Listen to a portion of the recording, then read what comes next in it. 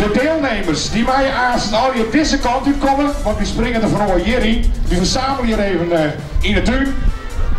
Dan gaat Lisbeth even een liedse warming met mij hun man.